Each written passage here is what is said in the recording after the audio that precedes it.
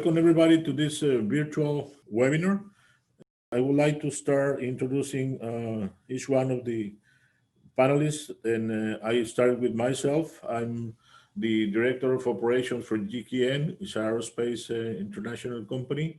I've been with the company for the last 8 years, starting in the operations in Chihuahua right now. And I would like to introduce also our important panelist, a friend of mine, Rene Espinosa. He is a really strong leader on the industry. Rene, I would like you to present to the audience a bit of your background and experiences. And thanks for joining us today. Thank you very much, Jose Luis, and thank you again, our friends from Mexico Now and Sergio Ornelas for giving us the opportunity of participating in these important panels. I have a very brief presentation of what Chihuahua Aerospace Cluster is. And I'm going to share my screen here. Basically, Chihuahua Aerospace, on a quick summary, we have the presence of 6 OEMs. We have close to 50 certified manufacturing operations, from machining all the way to assembly for fuselages, empennages. We closed 2019 with more than 17,000 direct jobs. We're currently working with 10 academic institutions in generating tailor-made programs for the needs of the local industry. We have a few engineering and design centers. We have Safran Engineering Center and Honeywell Aerospace Engineering Center and others research and development centers located in the city for these companies. I forgot to mention, we closed 2018 with exportation above $1.5 billion. And these are some of the capabilities that you could find that have been developed for the last 10 years. Manufacturing of slides and rafts and evacuation systems. It's important to mention that highly percentage of worldwide slides and rafts and evacuation systems for Airbus, Boeing, and all major manufacturers for civil, commercial, and military are manufactured here in Chihuahua. Wire harnesses, it goes back to our initial core in manufacturing in Chihuahua. Aerospace, aerostructurals and sheet metal, machining, thermal and surface treatment, composites. And in the past years, we're becoming a major player on aircraft interiors. Pretty much, we've manufactured for major OEMs, as I mentioned, commercial, military, civil. As you know, and as other important cities in the country, Chihuahua has been recognized or awarded in the Financial Times Outlook for Aerospace Cities of the Future. And it's important to mention that our main current initiatives right now is mainly focused on the supplier development of local SMEs, working very hard on supply chain integration, not only the local, regional, but also the national level. As I mentioned, we're working pretty hard on academic and training programs for the local needs of the industry. We're mainly focused on talent generation. And lately, a very important initiative that I consider it will be a major player for the following years: networking with other clusters. Or intercluster networking has become one of the most important initiatives in order to continue developing the region, not only in Chihuahua, but in Mexico as a country. Thank you, Jose Luis. This is just a very quick overview of what Chihuahua Aerospace Cluster is.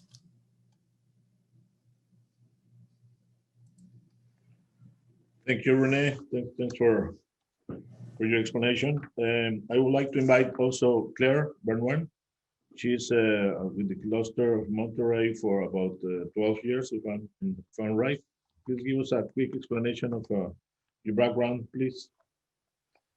Claire. Yes, Thank you, Jose Luis, and hi everyone. It's a pleasure to be back in this event now virtually. I'm sure there's plenty of familiar faces behind their screens. So hello everyone, and thank you Mexico Now for also giving us the opportunity to share this morning and on this interesting panel, which is all the more relevant now that to speak about regional opportunities for the aerospace sector. So I'm going to give a brief, very brief introduction about the cluster that I have the honor to manage, Monterrey Aerocluster. I don't have any slides, but I'll be happy to share my contact info, and I can send a full presentation to anyone who's interested. So basically, our cluster is a very young cluster. We've been around for, I think, 12 years now, and we gather around 50 members from both the private sector, the academia, and of course, the regional government from the state of Nuevo León. And contrary to other clusters in Mexico, we do not have any OEMs present in our region. So we work as basically as a supply cluster to clients and primes and OEMs located both in Mexico and in the US and Canada mainly, and also some of them are in Europe. I'd say our strong core is the metal mechanics sector. So we represent a bunch of small and large companies with different core activities like machining, rough machining and finished machining also. And we also do some forgings, some sheet metal parts. All of this is exported either directly or indirectly. We also have a few companies providing special services for advanced manufacturing and for aerospace manufacturing specifically. And because of the richness of our region industry-wise, most of our companies serve not only the aerospace sector, but also the oil and gas industry or the medical industry or the construction, mining. So most of our companies are diversified in the markets that they participate in, and that gives us an advantage in terms of understanding the needs of different clients and so on. And as Renee was just mentioning, I guess intercluster collaboration is really becoming something of importance right now. We are, I'd say, on the way of formalizing an institutional relationship between the clusters to understand and share our different benefits and programs to our members. So I'm sure we'll have some time to talk a little bit more about that during the panel. Thank you very much, Jose Luis. Thank you. Thank you, Claire. So I would like also to invite Tomas Ibaja as a good friend. Hello, Tomas. Thanks for joining us. And please explain us briefly about your cluster and your participation in the industry. Thank you, Jose Luis. And thank you, everyone, for being here with us today. I would like to start by showing my appreciation to Sergio Ornelas and Mexico Now for this important panel. And along with my colleagues, I'm also very grateful to be here today presenting our cluster. And let's start by sharing a bit. If we start with the presentation, Juan. Our cluster started in 2004, and we have, since we started the first company in 1966, 54 years that we accomplished in 2020, and we have a celebration precisely to have this remark. We already have 125 companies, AS9100, NADCAT certified in our state. We exported in 2019 over 2.8 billion US dollars, and we generate directly over 37,000 direct employment. We service 6 business segments: commercial aviation, which has parts and components for the big integrators; defense, which is now growing tremendously, or are regulated; space, which is related to satellites and rocket parts; drones, maintenance, repair, and overhaul; and cargo logistics. Next, please. We are actually, this is a collage of the industry that is based here in our state. Evidently, there's not enough space to put all of the logos, but these are the most emblematic for that matter. Next, please. And the reason why we have this is because we have a very strong binational operations all over the Northwest coast. And we are very blessed to have Boeing also in our city. Therefore, as a result of that, there is a clear correlation among the different companies located in the West Coast. Next. That provides, with over 54 years in this particular region, our commitment, expertise, and tradition on all the different segments to basically manufacture an aircraft, whether it is an aircraft, whether it is a satellite, or whether it is a drone. Next. Evidently, our small and medium-sized enterprises are the backbone of our support. Aside of the US as the main investor, and the second being France, we have a very strong small and medium-sized companies located in our region within these 19 categories. Next.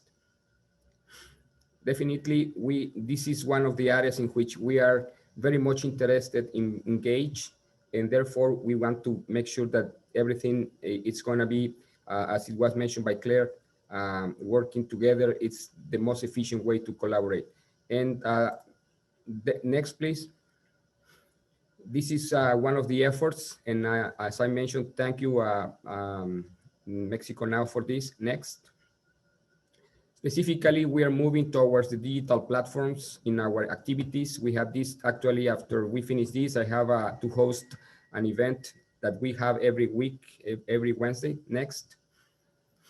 We participate in the oil and gas as co-founders, and we are the only aerospace cluster within the energy clusters at the national level. Next. We are actually, with our small and medium-sized enterprises, actually fabricating respirators for the COVID patients. We actually deliver 18 kits right now to the hospitals here in Baja. Next. And we are developing our own sanitizing products and our machines to mitigate the virus dispersion. Next. We work very close with our authorities, for that matter, at the 3 levels. Next. We are actually creating the cluster, the aerospace cluster in La Paz, in Baja Sur. We are going to collaborate the whole peninsula. Next. And we have our event November 13 and 14, virtual, as now is the mandate for everyone in order to protect our health. Next. Next, please. And finally, as it was mentioned in Spanish, el coronavirus no lo vence el país más avanzado, sino el pueblo más disciplinado. And this is something that I have learned with my members, and evidently with the support of the other clusters in Mexico. Thank you very much.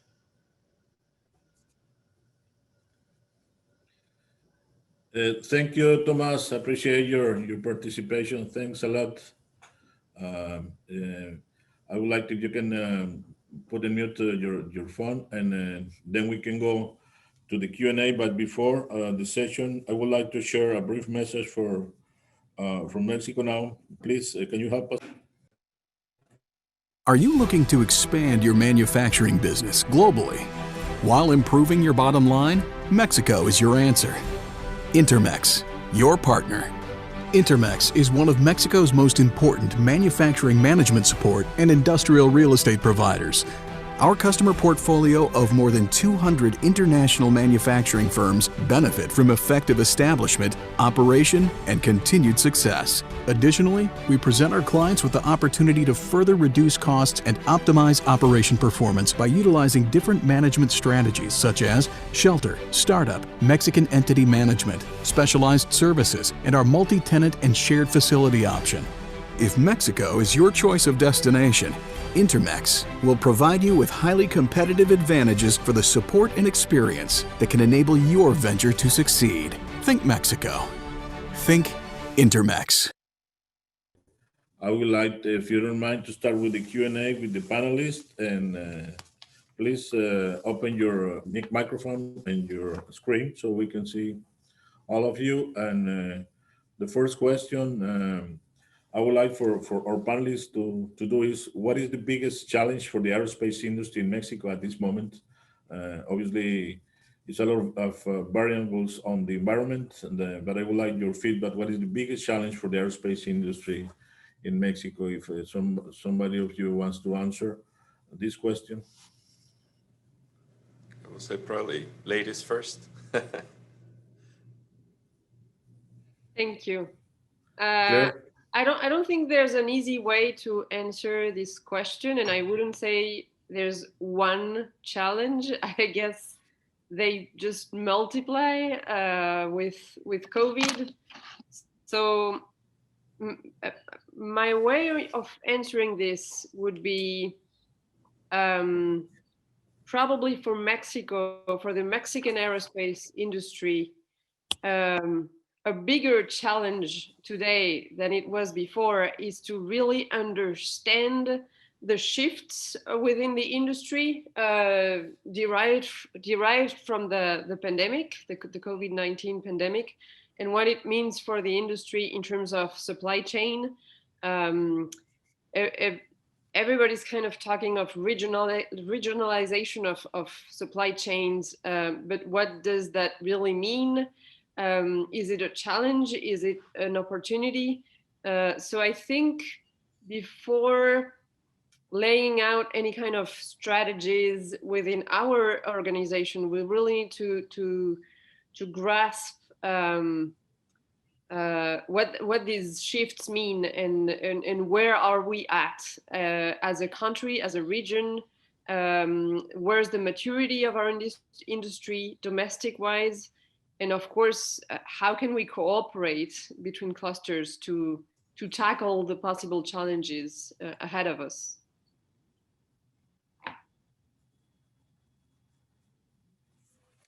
Thank you, Rene. Any comment from your side? Yeah, absolutely. I think there's not necessarily an order of priorities, because right now the scenario has been very complex, and starting from as North America, the market being hit with the 737 crisis and now the COVID, there's a lot of game changers. Like Claire said, we need to understand really, we already know the effect, the negative effect. We need to understand the opportunities that we're facing. And I think one of the priorities, and it was, but it has become now more important, is the sustainability and development and integration of our local SMEs. The local SMEs, and like Tomas mentioned, they're the backbone of the industry in our country. And if we really are able to identify the opportunities that this pandemic is bringing us, and the way we are collaborating and starting to networking as regions, we need to understand what those opportunities are going to bring to the local SMEs, how we're going to help them to get into a maturity level in order to be ready to capture those opportunities that we're facing, and also for them to not disappear. A few minutes ago, I was participating in the European cluster as a partnership, and they were presenting that a lot of the SMEs are disappearing in Europe. And it's not something that might be away or for reality. We need to find, like Claire said, identify sectors and market that could help us to sustain that, you know. So I think it's a big challenge right now to put on the table.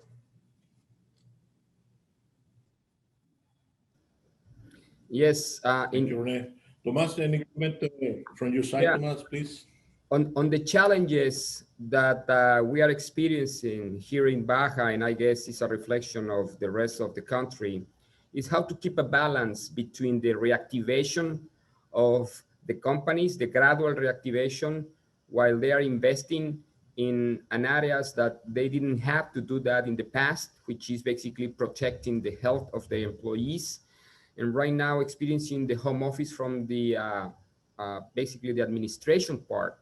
And it's a challenge because you have to continue operating while at the same time there is a lot of uncertainty in the market and everything around you. So therefore, now we are experiencing a kind of a regionalization, which means now we are seeing more integration and more demand from our basic tiers, looking for more suppliers. So there are some opportunities that we have to tackle in order to be able to now become the option, now that the nearshoring is something that the companies, especially from mature economies like Europe, or in this particular case, the US, are looking, and Mexico is one of the options. So we had this opportunity to present ourselves to, as it was mentioned with the other cluster, to show a front common offer in order to present ourselves as Mexico rather than a regional option in a single matter. So as a result of that, I think the challenges are a lot, but also the opportunities are plentiful. Thank you.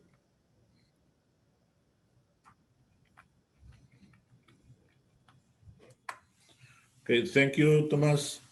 So I would like to go to the second question. We know the COVID is affecting the markets, mainly on the commercial side. The military part is a bit more stable and predictable, but I would like to know from the different panelists, how is the COVID affecting the development of the supply chain of the aerospace sector? Because you know the companies are being affected, but also the supply chain. I would like to know how the supply chain is being affected by this COVID situation, and what is the efforts that your region is making to improve those actions, or what actions should we be doing your region to support this supply chain? We can start with Rene this time. Thank you, Jose Luis. I will go back a little bit to what we're discussing. I think it's a good continuation on the topic. Right now, of course, the supply chain, mainly in the challenges that Mexico faces, understanding that the level of integration of the supply chain in Mexico, or products manufactured in Mexico, is less than 5%. We import a lot. And I think, like Tomas was mentioning, the supply chain being affected, and especially for those products that we bring from Asia, the challenges of the supply chain has been like never before. That's why that opens a big opportunity for us to look into our regions, and especially as a whole, as Mexico. How are we going to work along with the tier ones and the OEMs in order to sponsor in a way the local companies, to start developing them, to try to integrate them and help them to accelerate in that level of maturity, to reach that competency to be a big player like other suppliers worldwide. And that opens also the level of getting to know what players are in all these regions that we represent, what companies are doing, what they're supplying for us, so that whenever we look at this integration, we cannot solely look at, okay, am I doing it just in Baja or Chihuahua or Monterrey? Are we going to work together and try to identify those players and connect them And despite the logistic challenge that could be brought on the table, I think that gives us a big opportunity to reintegrate the supply chain in Mexico.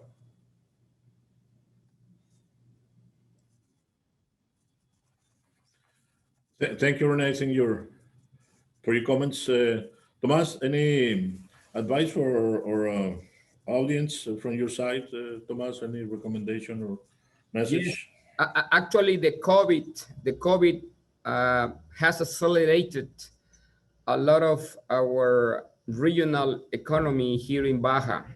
The reason being is because aside of the commercial aviation parts and components that we manufacture traditionally, the defense ITAR regulated MLAs companies that are located here represent over 64% of our workforce. Therefore, right now, as everybody knows, the US is experiencing a lot of uncertainty on how to handle the pandemic. And therefore, once a country is considered vulnerable in this particular case, in its defense and security and national interest, one of the areas in which they invest or they put their money is in protecting their borders and protecting their air. As we all know, the US is very conscious on that matter, and they are actually placing a lot of orders in our state in order for them to fulfill all the different parts that we provide from our region. Just to mention that in the months of April and May, in which most of our economy suffered in Mexico, this shutdown of the operations, we actually had a less than 2% unemployment here in Baja. And as a result of that, now that we are more in control of our condition due to the COVID that still is there in the air, we are now working at full capacity in some of our cities here in Baja California. Okay, thank you. Claire, what is your point of view on this question, Claire? Well, I guess so. It's no secret then that the aerospace industry is pretty much hit by this pandemic, and it's ultimately, I guess, it's in every one of us. It's in all our hands for the industry to get back on track sooner rather than later.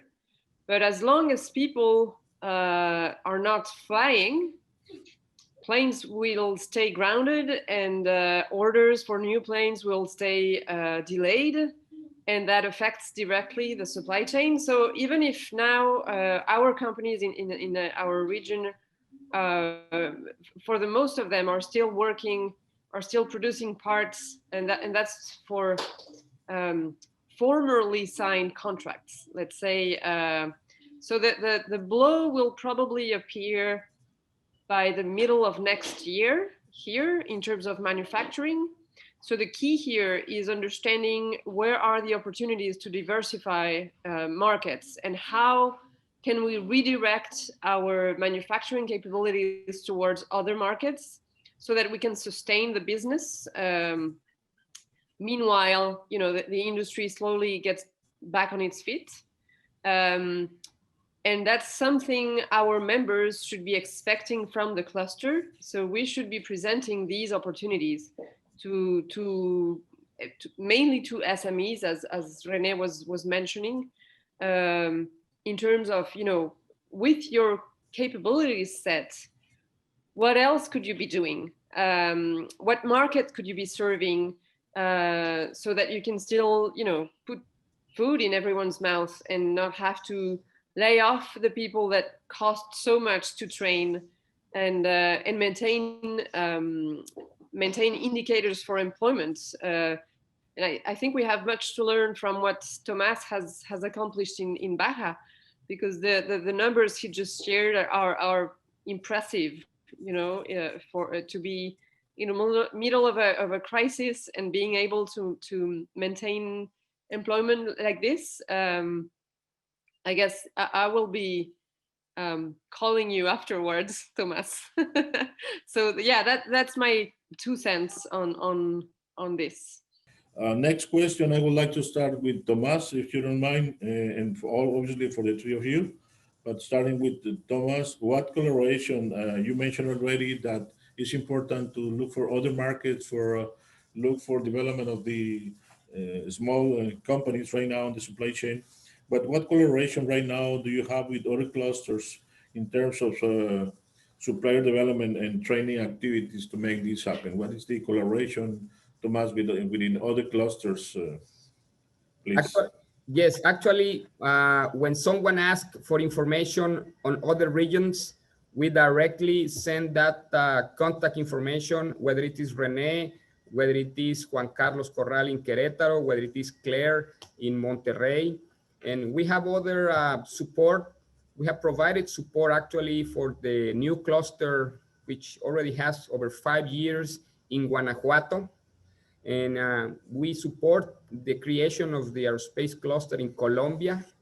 We are now working on creating the cluster in Baja Sur, and the intention is precisely to share the best business practices along other clusters and the creation of new clusters in order for everyone to have a common way of communicating and sharing what works and what doesn't work in order for them to avoid having the problems that we faced in the past.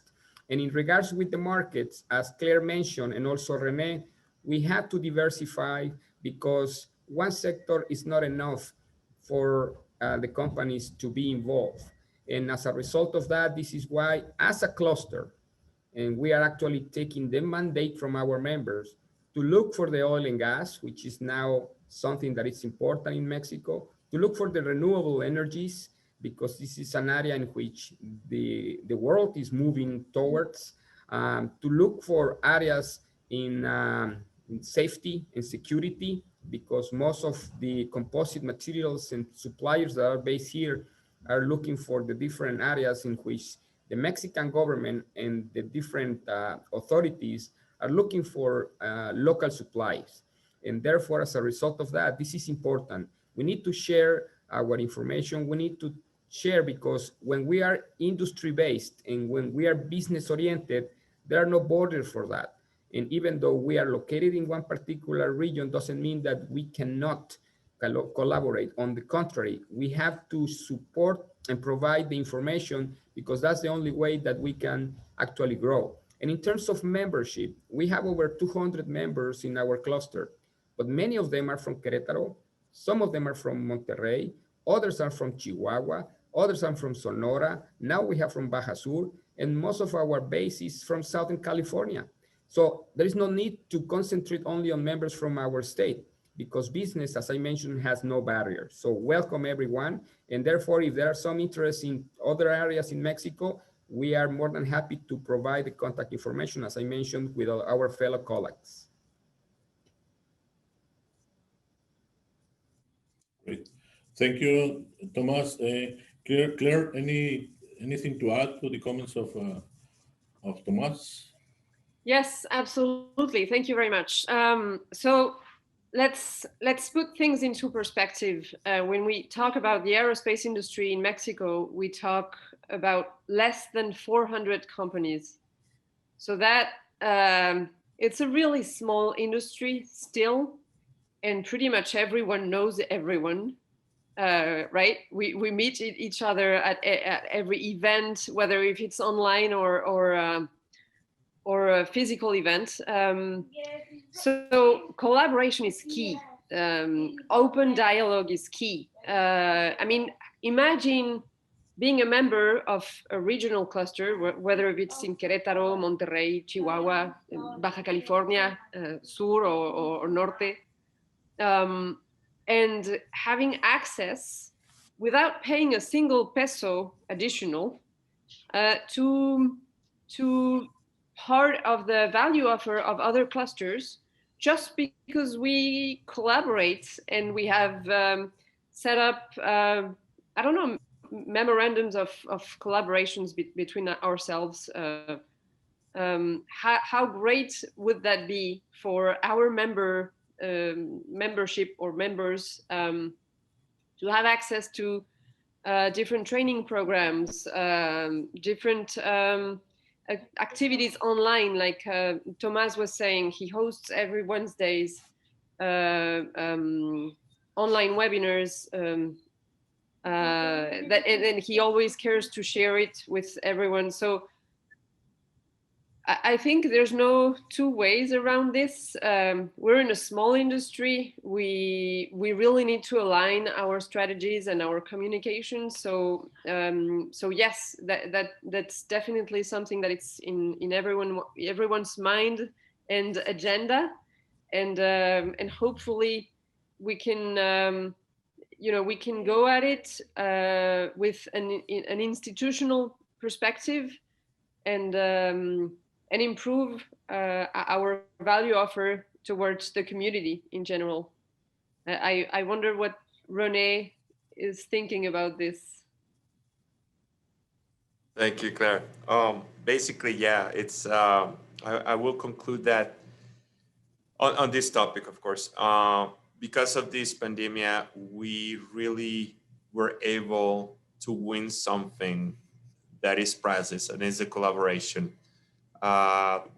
We've been collaborating very close as of for the part of Querétaro, Monterrey, Chihuahua. Of course, we never have stopped the communication with Tomás in Baja, but we're giving these baby steps in this behavior as a real network of clusters in the country. We were able to launch our first training course among Chihuahua, Querétaro, Monterrey. Of course, this is just the beginning. We want to have it with Baja, we want to have it with Sonora, we want to have it with the Bajío, Yucatan. So these are just, I think it's the beginning of intercollaborating and having a real network of clusters in the country that will open the doors to our companies. Last year we had the interclusters visits. We had companies here in Chihuahua from all over the country, especially from Monterrey and Querétaro. We went into the process shops, we went into the machine shops, suppliers. That's something very important that Claire said. We know each other. We've seen their faces constantly every year. However, I don't think we all know what we exactly do in our companies. And I think that's one of the challenges in order to go into another level of integration on the supply chain, especially in the support of the SMEs. But yeah, I will conclude this. This is one of the most priceless things that we gain in this pandemic. I know it's terrible to say this, but the collaboration of cluster has been really good.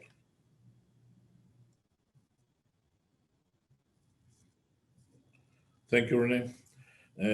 I know, Thomas, you need to leave a few minutes to another event. So before that, I would like to ask a question for you, the last one for the group. What is, as a country, what are the most critical challenges or changes that Mexico must make to face the future effectively during the current conditions? Thomas, please give us your opinion. Well, we have several challenges ahead, but those are opportunities in disguise. So this is the attitude that we all have to have.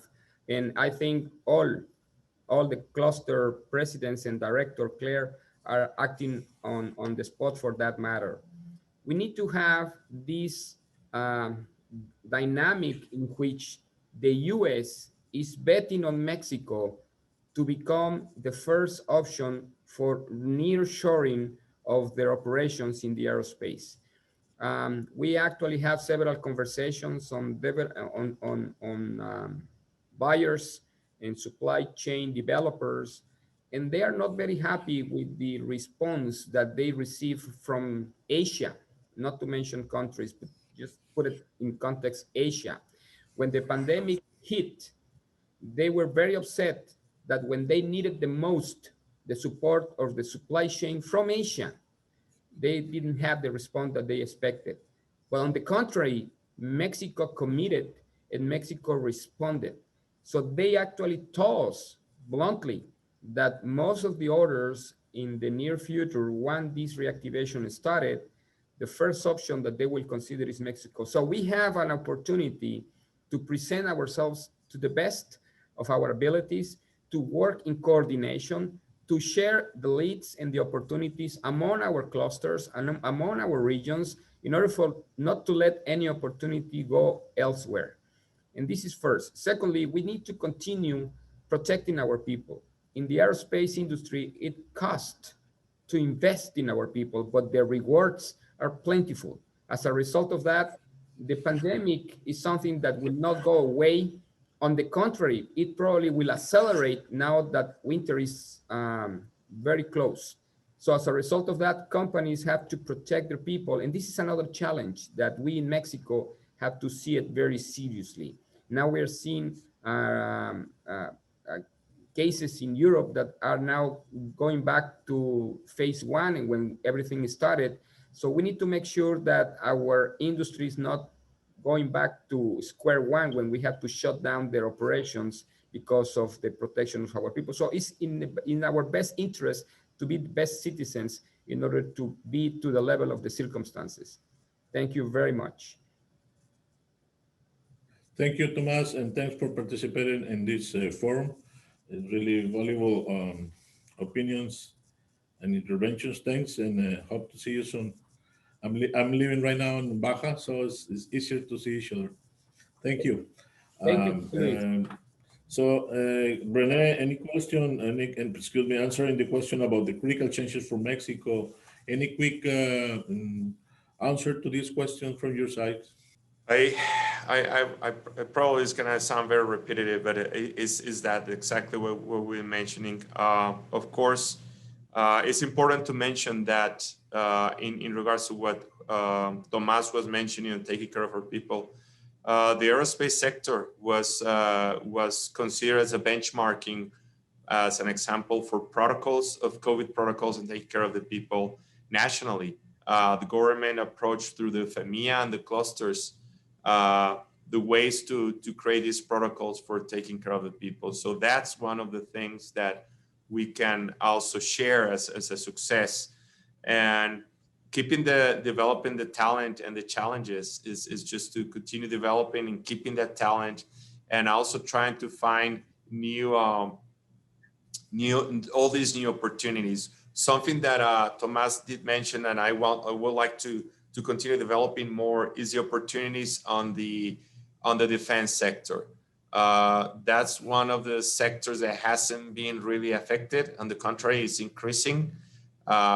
And also just to continue growing that participation in the defense sector, taking advantage that Mexico has become a best cost country as a result of the USMCA or the TEMEC. USMCA is bringing that opportunity for North America as an economic bloc. We are the best cost cost effectiveness region in the North American bloc. So I think this is the vision that we need to start or refocusing as a country and as an industry. I think there's more opportunities than negative things. Okay, thank you. So we finished with these questions, and we would like to have a quick response from Claire on what is the critical changes that Mexico needs to make to face this future effectively. A short answer from your side, Claire, please. I'm not sure if there's a politically right answer for this question, given that I'm not Mexican. But I've been living in Mexico for the past 17 years almost. And even though I don't consider myself to be an expert in aerospace manufacturing, since I'm not an engineer and I have a background in international relationships, I think one of the closest and probably easiest obstacle that our companies face is lack of clarity whenever they have to communicate their capabilities, and understand, rather than understanding what the market demands, understand the limitations of what they can accomplish. So if somehow our companies could communicate better what they can do and what they cannot do, that in itself would be a huge accomplishment, and I think would improve tremendously the nature of the relationships that we care to entertain with different clients and OEMs.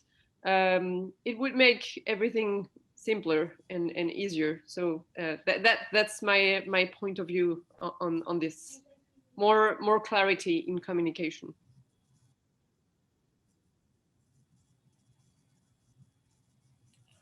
Thank you. So thanks, Claire. So with this, we finish with the prepare questions for the panelists, but we have some questions from the audience that I would like to start also. So let me read I think everybody can read it, but the first question is, what is the level of welding automation, and what is the level of automation, and what are the needs and expectations, specifically on welding? Any quick answer from any of you on welding automation? What is the status and what should be? On a quick Renee or overview, Claire? in welding is always one of those needs in the supply chain, is one of those links, just kind of like on the surface and thermal treatments. Welding is very important, and it's something that we need to develop more as on the SMEs. Of course, a lot of the OEMs with presence in Mexico or tier ones have this process. I mean, but I'm talking more into the to the level of the sub tiers and the SMEs. Yeah, it is important. It needs to be more developed, and is one of the needs, and sometimes one of those missing links in the supply chain. Another question, interesting question from Carlos Ramirez, is asking, what can the FEMIA be a cluster collaboration integration? Rene, you're part of FEMIA, or Claire, from your perspective, any of you can give us a quick answer on the FEMIA playing the role of integration in Mexico? Yeah, I think, Claire. sorry. So FEMIA definitely has to play a role as far as cluster integration goes. I mean, FEMIA is the organization representing our industry worldwide. So they're the ones, organizing Mexican delegations to participate in all the different air shows and business meetings. They're the ones, organizing basically participations of all the OEMs and tier ones that are present in Mexico, and looking for supply chain development in the different regions. So there's a level of collaboration right now between FEMIA and the different regional clusters on specific programs. But if the clusters were to organize in some kind of a network, I guess FEMIA would have to find its place among the network as far as different activities and complementarity of objectives and execution plans go. So we ensure that there's always a dialogue between FEMIA and the clusters. I mean, we have eyes on the different regions, and they have eyes with all the different federal entities. So the answer is yes, absolutely. FEMIA would have to be a part of this integration. Okay, thank you. I think it should be more active. Rene, you are part of FEMIA, so send a message to Felipe or the new leader, please. They are. Another question from excuse me, go ahead. No, They are. they are. I mean, just to give you an example, we've been having bi-weekly collaboration, video conferencing since all this COVID. We started having among some of the local clusters in the country, and FEMIA has been present in this video conferencing. Yeah, FEMIA is the organization, represents the aerospace industry in the country, and they are an institutional support to the clusters. That the Mexican industry should be the leading active part in the sector. And the initiative should be strong because we need to compensate the lack of support of the federal government. I think in some way it's right. In some way they support us, saying that the aerospace industry is right now essential, which is a good support to start with that. But also I'm agree that the extra support need to be lead from the government and for the state and federal government. Just the effort of collaboration between FEMIA and the clusters back in March, with the support and work along with the Aerospace Association in US and Canada. We worked together to push aerospace. We signed letters of petition. Of course, the FEMIA represented us and as the sector before the federal government. And gladly we were able to, like you said, Jose Luis, for aerospace sector to be considered as essential and reopen in June 1st. I mean, it took weeks, but it happened. I mean, the collaboration was there and the support. And yes, we have identified that. And that's why one of the, like Claire said, the work, the network of clusters along with the FEMIA, we're pushing this in order to have strong support on this. I would like to say thanks to everybody, to Rene, to Mexico Now for the opportunity, to Claire and Tomas. Thank you, and have a nice day, everybody. Bye-bye. Thank you. Thank you.